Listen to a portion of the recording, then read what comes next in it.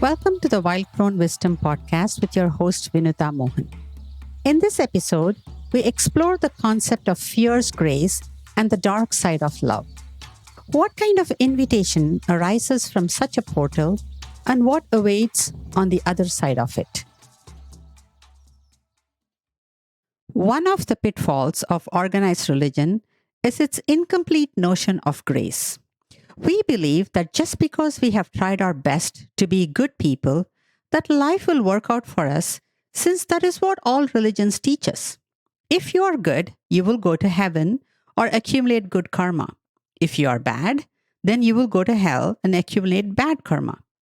So, with this elementary school attitude to life, we think, I have studied hard, worked hard, and so I should end up with an A grade in life.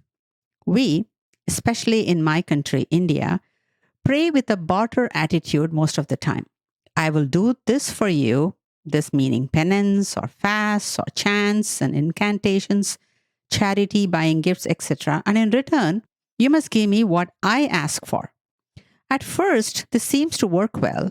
And then as life unfolds over the years, slowly we find that things don't always work out for us the way we expected.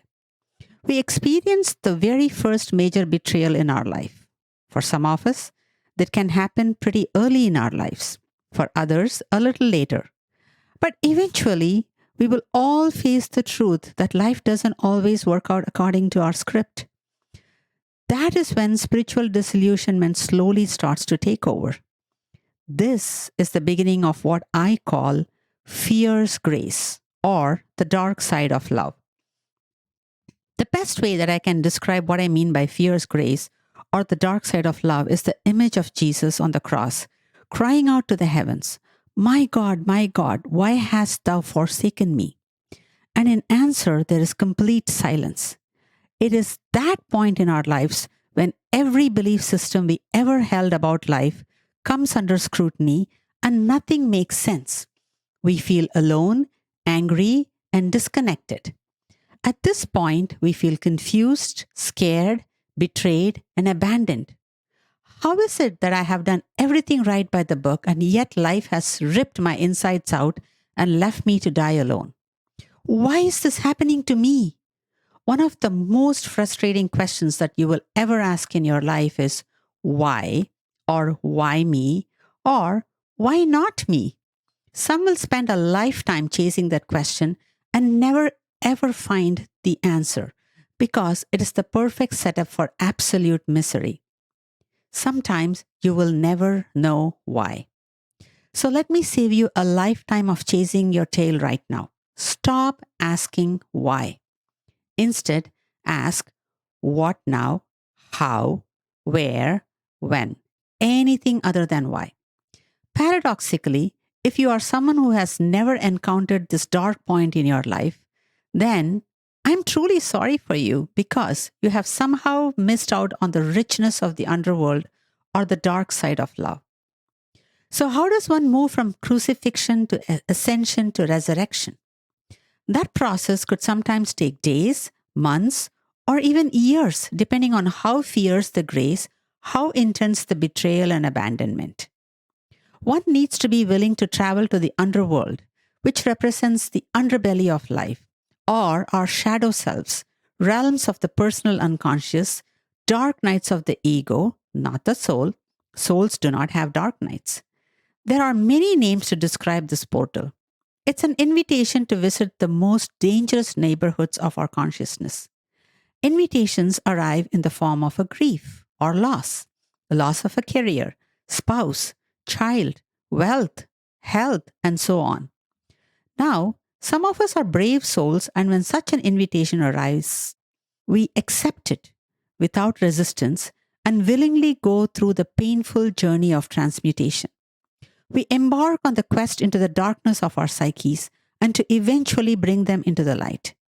When we venture into the dark territories of our mind, it is best to go armed. That might look like working with a therapist, a spiritual director, a shaman, a life coach, an elder, a guru, and so on.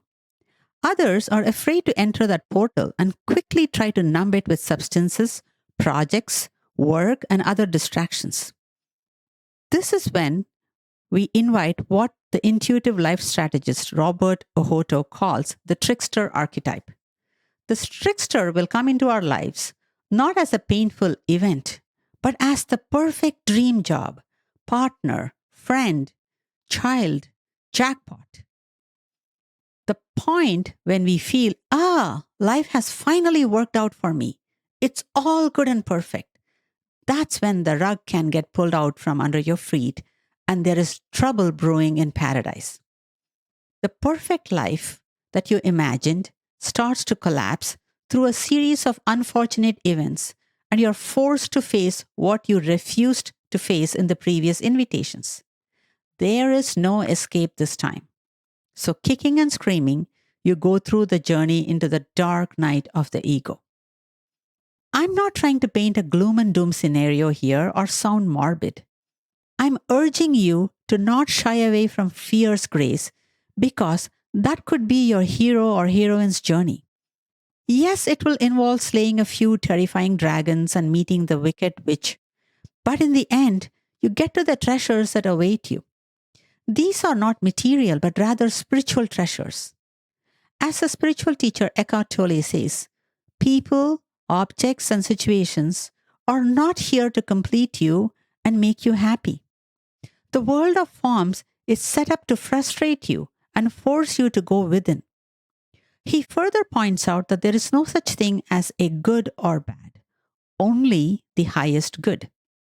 So, if we can get off the elementary school bus where good behavior gets rewarded with medals, badges, and free tickets at lunch, then we can actually embark on this hero-heroine's journey and explore what gifts fierce grace has to offer us. The Sufi poet Rumi said it best in this beautiful poem. The grapes of my body can only become wine after the winemaker tramples me. I surrender my spirit like grapes to her trampling, so my inmost heart can blaze and dance with joy. Although the grapes go on weeping blood and sobbing, I cannot bear any more anguish, any more cruelty. The trampler stuffs cotton in her ears. I'm not working in ignorance. You can deny me if you want. You have every excuse. But it is I who am the master mistress of this work. And when through my passion you reach perfection, you will never be done praising my name. Thanks for listening to this episode of the Wild Crone Wisdom with your host Vinutha Mohan. I'm a licensed marriage and family therapist from the Bay Area, California, specializing in trauma and attachment repair. I'm also a certified EMDR specialist and a certified shamanic practitioner. In this podcast series, we delve into the journey of our spiritual essence having a human experience. While many social scientists study human emotions, thoughts, and behaviors, and others explore transcendental experiences, few bridge the gap to help embody the spiritual wisdom in everyday life. I call this the psycho-spiritual path. Through this podcast, I hope to share bite-sized practical insights for navigating life as an empowered sovereign being. If you found this episode valuable, we'd greatly appreciate your support.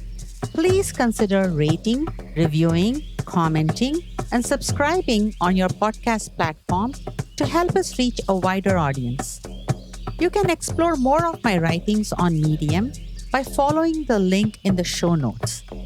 We'd also love to hear about your experience, so feel free to share your thoughts with us at Wild Crone Wisdom Podcast at gmail.com.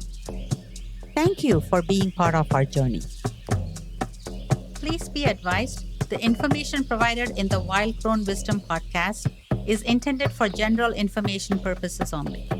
Vinutha Mohan is a licensed therapist and healer. However, the content shared in this podcast does not replace or constitute professional advice, therapy, or counseling. It is essential to consult with a qualified mental health professional for personalized guidance regarding your unique circumstances. Thank you.